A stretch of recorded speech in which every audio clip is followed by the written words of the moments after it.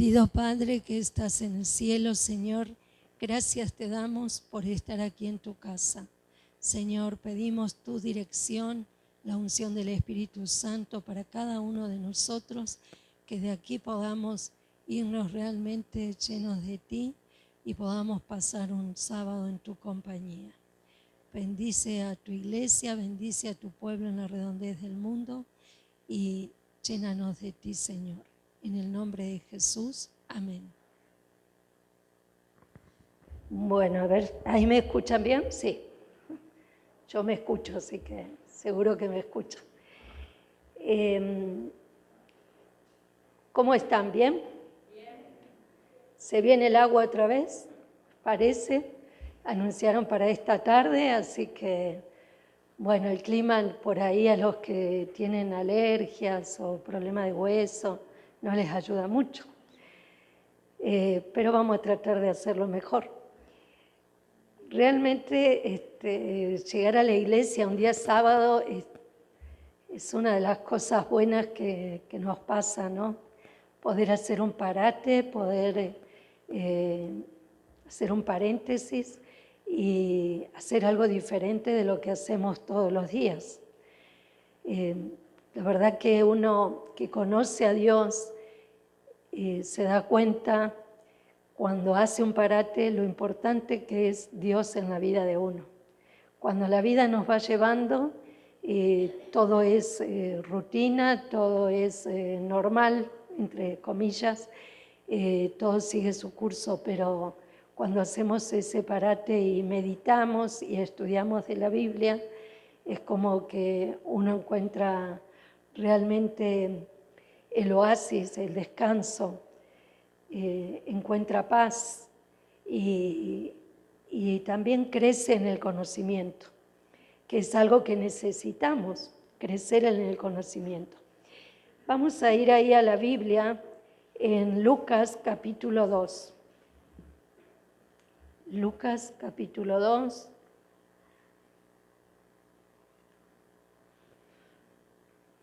Versículo 40. Ustedes vieron que de la infancia de Jesús no se habla mucho, más que cuando lo presentaron en el templo, a los 8 días que lo llevaron a circuncidar, y de ahí saltamos al versículo 42, 2:40, que dice que el niño crecía, se fortalecía y se llenaba de sabiduría, y la gracia de Dios estaba sobre él. 41, seguimos en adelante hasta el 49, dice: los padres de Jesús iban todos los años a la fiesta de la Pascua. Cuando él tuvo 12 años, subieron a Jerusalén conforme a la costumbre de la fiesta. Acabada la fiesta, mientras sus padres volvían, el niño Jesús se quedó en Jerusalén sin que lo supieran José y su madre. Pensando que Jesús estaba en la compañía, anduvieron camino de un día. Lo buscaron entre los parientes y conocidos, y como no lo hallaron, volvieron a Jerusalén a buscarlo.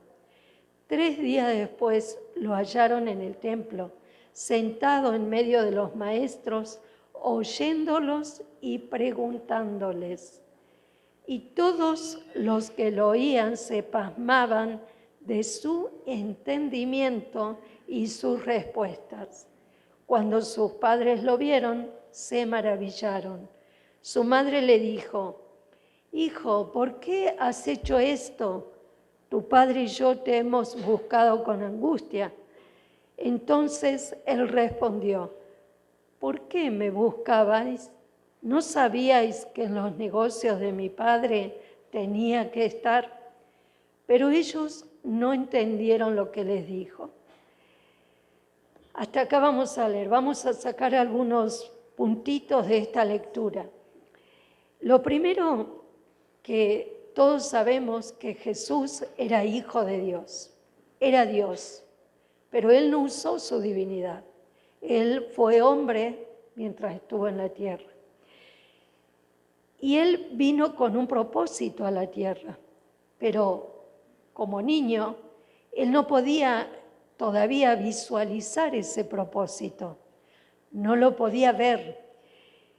Sin embargo, Elena de White, y en la Biblia con este versículo podemos verlo, Jesús crecía en gracia y en conocimiento para con Dios.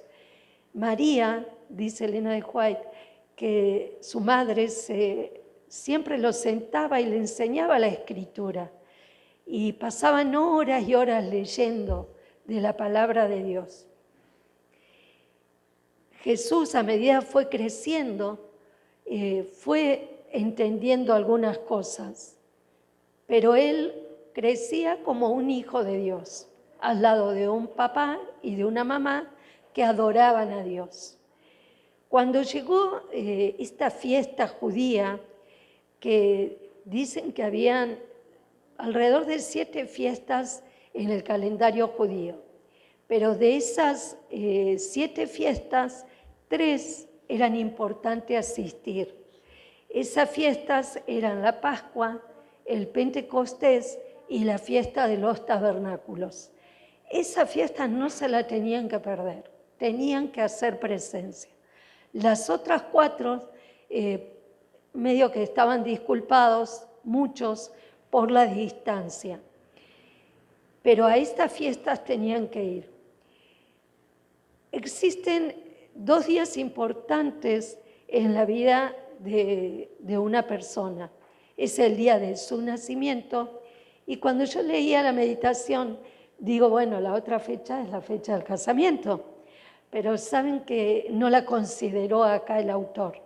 Considera el día del nacimiento y considera el conocimiento, el día en que uno descubre el motivo por el que nació, el propósito de la vida. Jesús tuvo la clara comprensión de ese propósito, que el propósito era salvar a la humanidad justamente en esta fecha, en la fecha de la Pascua. Él fue a Jerusalén para celebrar la Pascua junto a su familia. Era la primera fiesta grande que él participaba y fue el momento en que él realmente descubrió el propósito de su vida. Esta fiesta de la Pascua servía para recordar el momento en que Dios había sacado al pueblo de Israel de la esclavitud. Las personas que vivían a un radio de 25 kilómetros de Jerusalén tenían la obligación de asistir, los judíos. Más de esa distancia no era obligatorio.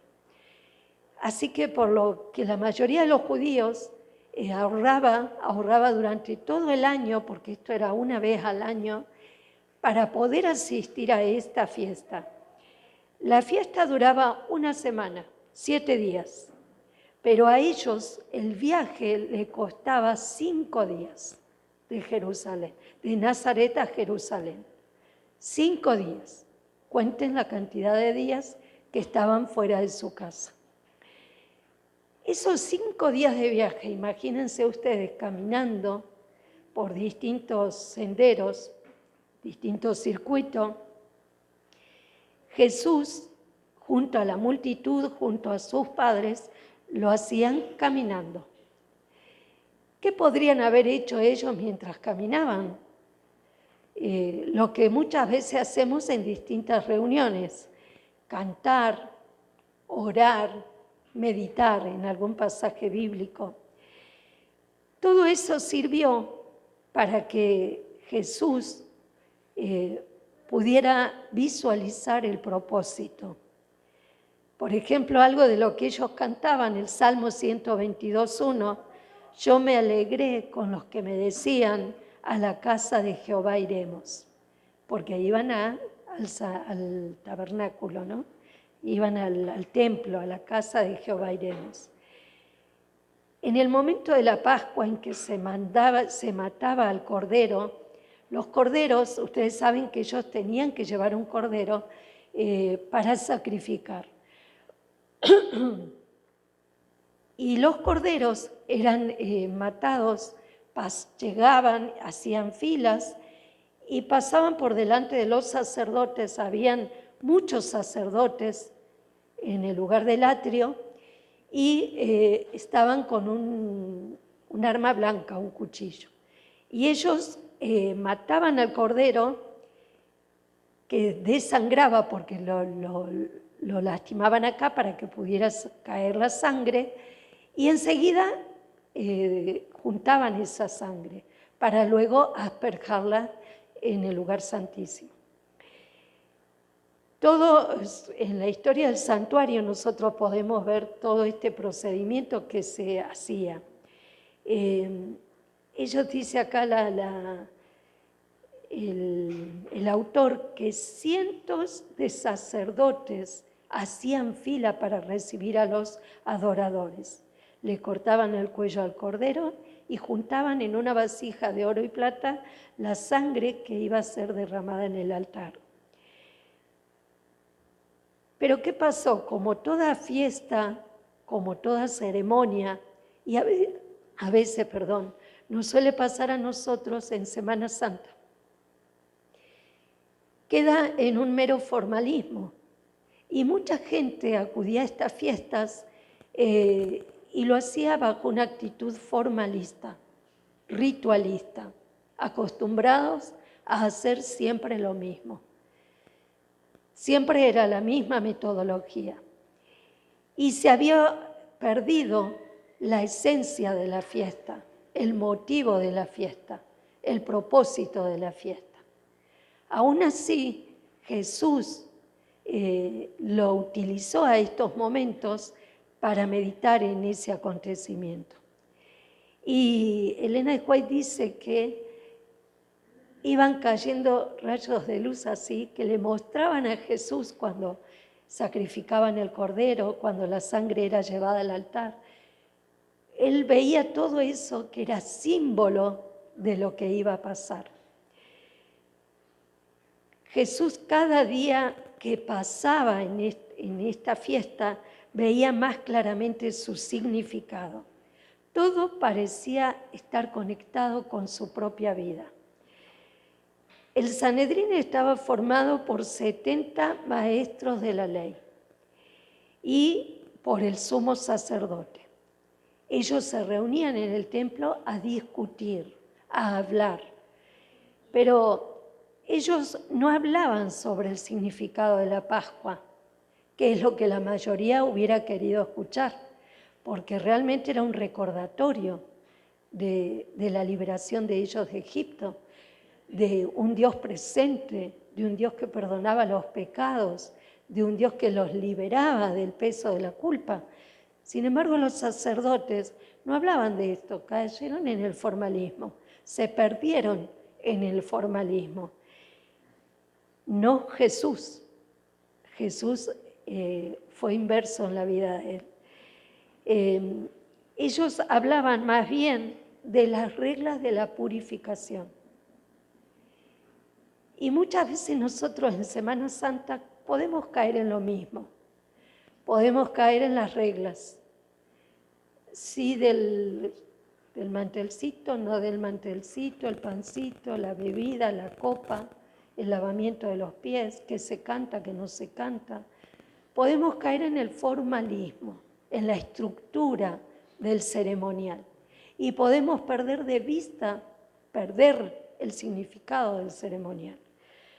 Los maestros de la ley, Jesús, como era curioso, como todo chico de su edad, se fue metiendo, curioseando, y llegó hasta el templo, hasta donde estaba el sumo sacerdote y los maestros de la ley. Y los maestros le dirigieron preguntas y quedaron asombrados al oír las respuestas de Jesús.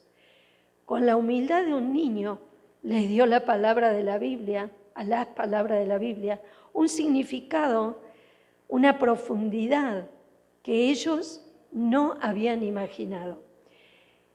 De haber escuchado y de haber tenido la humildad suficiente para prestar atención en lo que Jesús le decía, lo que él les señalaba, habrían realizado una reforma en la religión de su tiempo. Porque la verdad que las personas tenían mucha sed del Dios verdadero y no de los rituales y de las formas. Y si ellos hubieran escuchado y prestado atención, habrían estado preparados para recibir el momento de que Jesús comienza su ministerio. Todo eso le mostró al jovencito Jesús que allí no se enseñaba cómo llegar a Dios por medio del sacrificio del Cordero. Tampoco, mucho menos, cómo curar un corazón partido, ni cómo dar la seguridad del perdón a alguien que lo esté necesitando. Notó que todos los que venían a la Pascua con la esperanza de recibir el perdón y la paz de Dios, volvían a sus casas sin nada, y que los líderes judíos habían transformado a la ley en una barrera para llegar a Dios. Cuando Dios está al alcance de la mano, al alcance de una oración. Perdieron la simplicidad del Evangelio, la profundidad del Evangelio por las formas y las estructuras. El sacrificio significaba dar lo mejor de sí a Dios. Por eso llevaban el mejor cordero para la Pascua. ¿Y qué es lo mejor que uno puede dar de sí mismo a Dios? Y acá viene el tema de la mayordomía. ¿Qué significa ser mayordomos? Mayordomo significa administrar, ¿no? Los bienes, los recursos de quien nos antecede. Administrarlo de la mejor manera, dar lo que tenemos. Lo mejor. ¿Qué es lo mejor que nosotros como seres humanos podemos tener? El corazón. El corazón. El sacrificio se había transformado en una matanza ritual de animales en vez de una autodedicación a Dios. La ley fue concebida para ser algo en que el hombre pudiera encontrar su deleite. Díganme, la ley dice, acuérdate del día sábado para santificarlo. Y si nosotros no lo tomamos como una regla, sino como un beneficio, como la palabra de Dios para nuestro bien, vamos a venir a la iglesia y vamos a salir beneficiados. Distinto es cuando lo tomo como una regla, como un medio de salvación, y digo, tengo que ir a la iglesia, porque si no, no me salvo. Tiene que ser para nuestro deleite. La base de una vida vivida en reverencia a Dios y en respeto a los hombres, debe ser eso la ley en nuestra vida, pero se convirtió en una colección interminable de mezquindades, reglas y reglamentos. Jesús en ningún momento quiso destruir la religión judía. Deseaba rescatarlo de los peligros y de los atajos en los que se habían metido. Porque desgraciadamente el hombre es así. No entendemos las cosas cuando son sencillas, las queremos complicar. Nos parece que lo complicado es lo mejor. Sin embargo, el Evangelio es sencillo, es simple, que cualquiera lo puede entender. Y dar el corazón es algo que todos pueden dar, porque es mío, es de Él, es de cada uno de ustedes. No le pertenece a nadie más que a Dios, pero yo decido dárselo. Podemos incurrir en el mismo error y hacer de nuestra adoración solo algo ordinario y normal, formal. Podemos perder el verdadero sentido de la observancia del sábado como un día de comunión con Dios y con las personas, y hacerlo un día sin vida ni felicidad. El sábado puede ser un día de mayor placer porque me dedico a estar más tiempo con el Señor, porque visito a personas que por X motivo no han venido a la iglesia, visito a enfermos, oro, dedico un espacio de ese día a la oración intercesora, ayudo a las personas. O puede ser un día en que yo diga, oh, qué largo el sábado, ¿a qué hora termina? Estoy cansado, ya quiero hacer otras cosas. Depende de la actitud que nosotros pongamos en la adoración, en cada una de las cosas que hagamos. Puedo dar una ofrenda numerosa o puedo dar una ofrenda insignificante. Lo que importa es la actitud con la que doy la ofrenda. Porque si tengo mucho, voy a dar mucho, y si tengo poco, voy a dar poco. O quizás si tengo poco, voy a dar todo lo que tengo, como la viuda. O si tengo mucho, la mezquindad va a llenar mi corazón y voy a dar poco. Depende de la actitud, hermanos, con el que estamos brindando la adoración. Saben que Dios no necesita nada de nosotros. Nosotros necesitamos de Él.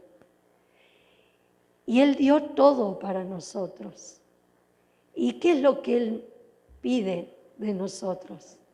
Que nuestra adoración sea de corazón, que sea real, que sea genuina, que no sea estructurada, que no sea armada, que no sea la copia de otro, que no sea lo que me dicen que tiene que ser, sino lo que sale del corazón, la espontaneidad del corazón, la originalidad.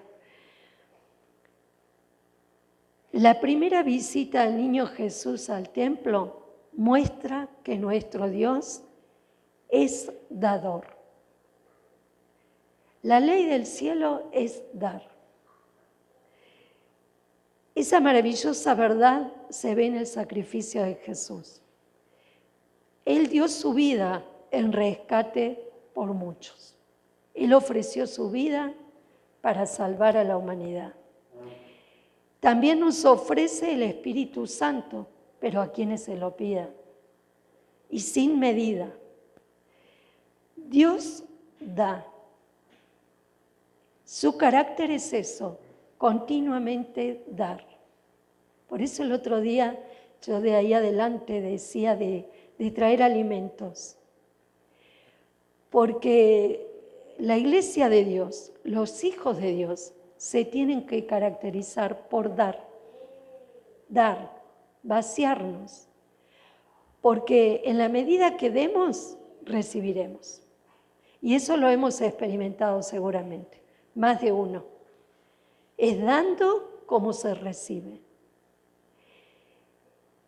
Esa es la ley del cielo, dar, la generosidad, vaciarnos.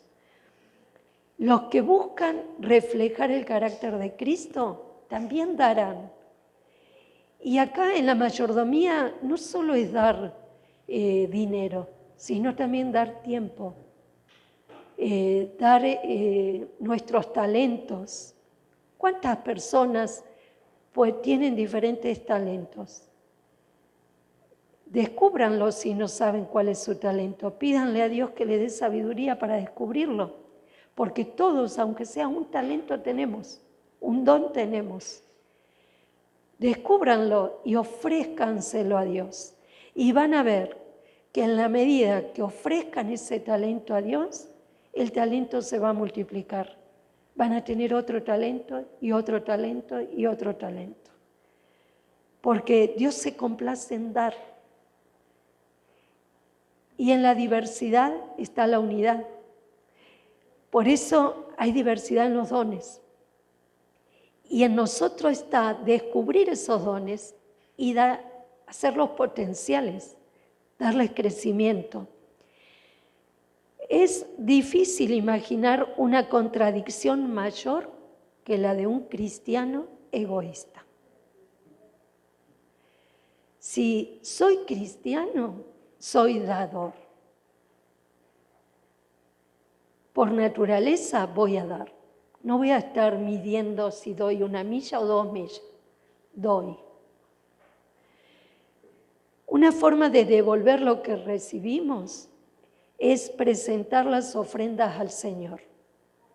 Y saben que cuando yo armé el grupito de la limpieza de la iglesia, creo que las primeras veces lo dije, porque lo entendí así. Venir a limpiar la iglesia, hermanos, también es ofrendar a Dios. Porque uno viene a ofrendar su tiempo y a dejar la iglesia, el templo, la casa de Dios, en lo mejor que se pueda ver. Dejar la casa de Dios mejor que nuestra casa es ofrendar a Dios. No todo es dinero. Los que pueden, que muchas veces han venido a limpiar la iglesia, el patio, a sacar yuyos, eso también es ofrendar a Dios. La verdad que es muy lindo ofrendar a Dios, es muy lindo. Hace bien al alma dar sin esperar. Dar sin esperar. Nuestras ofrendas nos dan la oportunidad de expresar gratitud y amor. ¿Cuánto hace Dios por nosotros? Yo hablando con algunos de ustedes, si me pasa a mí, no andamos al 100% con la salud, pero podemos estar acá. Pero podemos hacer nuestras cosas. El Señor nos bendice con nuestras ofrendas, con el dinero que nos da, para que podamos ofrendar, para que podamos diezmar. Y esto ya se lo dije, hermanos. La verdad que es una iglesia que tiene una actitud de gratitud hacia Dios por las ofrendas y los diezmos. La verdad que es una iglesia desprendida y ojalá sigamos así. Pero no solo con el dinero, también con nuestros tiempos, con otras cosas que no solo es dinero. Dar generosamente, ya sean nuestros recursos, tiempo o talentos, es una manera poderosa de vivir nuestra fe y revelar el carácter de Dios a quien servimos. Cierta vez, la hija del dueño de la imprenta, donde se imprimieron las primeras Biblias, estaba limpiando el piso de la imprenta y vio una página de la Biblia que estaba tirada y le llamó la atención, estaba medio borrosa, pero algo se alcanzaba a leer. ¿Qué fue lo que ella leyó? Ella pudo leer San Juan 3:16, una partecita. Porque de tal, ¿cómo dice?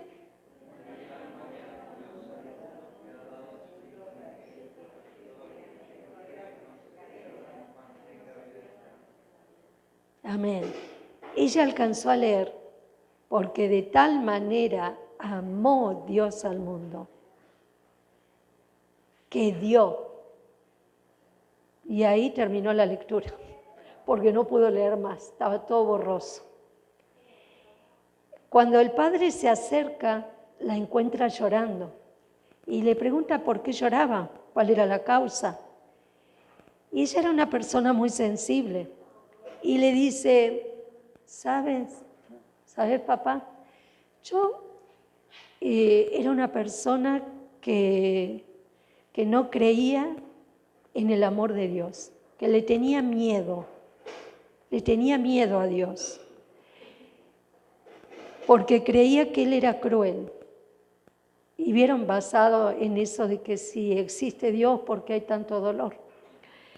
Pero la Biblia dice, es lo que yo encontré acá, que Él me ama a tal punto que es capaz de dar algo.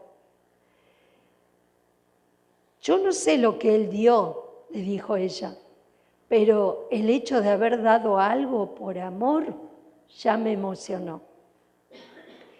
Y lo que esta niña no sabía, pero que ustedes y yo sí sabemos, y el padre de ella seguramente también, es que su amor, el amor de Dios que nunca lo vamos a entender, porque es un amor totalmente incondicional, desinteresado, que hace llover sobre justos e injustos, que perdona la rebeldía del ser humano y le tiene paciencia hasta que el ser humano se digna reconocer que es una criatura, no es un creador, que es una criatura y que como criatura debemos darle adoración al Creador.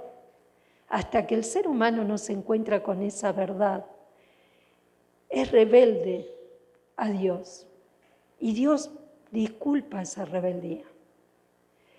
La verdad que su amor no tiene límites. Y ese amor lo llevó a dar a su único hijo en rescate de la salvación de muchos. Si esto no nos emociona, hermanos, ¿qué nos emociona? La verdad que se necesita fe para creer, porque a Jesús no lo vemos. Nosotros no estuvimos en ese momento de la historia. Creemos lo que quedó escrito y para eso se necesita fe. Y saben, este versículo que ya lo conocemos, cuando venga el Hijo del Hombre, ¿hallará fe en la tierra? Cada vez va a haber menos fe en la tierra. Que no nos pase a nosotros como hijos de Dios, que perdamos la fe, a tal punto que no nos emocionemos por este milagro de la salvación, por esta decisión de la salvación. Jesús es el Cordero Pascual que quita el pecado del mundo y nos sustituye en la condenación. En esa cruz estuvo Jesús. Tendríamos que haber estado cada uno de nosotros. Pero su amor hizo, su generosidad, su bondad hizo que estuviera el Hijo de Dios y no nosotros. Él vino a salvarnos y Jesús lo comprendió cuando todavía era niño. Por eso le dijo a su madre cuando lo reprendió: ¿no sabes tú que en las cosas de mi Padre me es menester estar? Jesús a la edad de 12 años comprendió el propósito de su vida. Nosotros comprendemos el propósito de nuestra vida. Él vino a salvar a la humanidad. ¿Cuál es el propósito de tu vida y de la mía? ¿Estamos por el azar, por amor al arte? ¿O nuestra vida tiene un propósito? ¿Cuál es ese propósito? Los motivo a que oren y le pidan a Dios. Descubrir el propósito de sus vidas, como yo voy a pedirle de la mía. Y les puedo asegurar, hermanos, que cuando comprendamos ese propósito, lo visualicemos, nuestra vida va a cambiar, nuestra adoración va a cambiar, nuestra actitud va a cambiar. Y seremos los hijos que Dios espera ver y que solamente serán el reflejo de lo que Él fue en esta tierra, que podamos brillar como brilló Jesús. Que Dios los bendiga y que tengan un lindo sábado y una linda semana. Oremos. Querido Padre que estás en el cielo, Señor, seguramente nos acompañaste en esta reunión, en este culto. Señor, te pido que nuestra vida esté al servicio tuyo, que por donde andemos, que por donde estemos, haciendo lo que nos toque hacer, podamos ser un reflejo de tu gloria. Señor, hay mucha gente que sufre, que por distintos motivos no tienen esperanza. La depresión, la angustia, el ataque de pánico, el ataque de ansiedad, está dominando el mundo, Señor.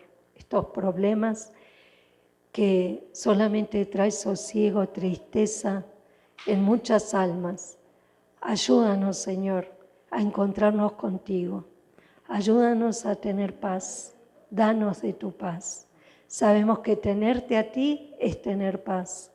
Por eso llénanos de tu presencia, que podamos ser esa luz que el mundo necesita, esas manos, esos pies que el mundo necesita. Señor, que podamos ser útiles a tu causa. Despiértanos el amor a ti, porque el amor que tú nos das, la verdad que no tiene límites. Que ese amor pueda despertar y vibrar en nuestro ser. Gracias, Señor, por todo. Bendice a cada uno de los hermanos presentes y bendice también a los que no han podido venir. Bendice a los enfermos y que podamos tener sanidad si es tu voluntad. Gracias por todo, en el nombre de Jesús. Amén.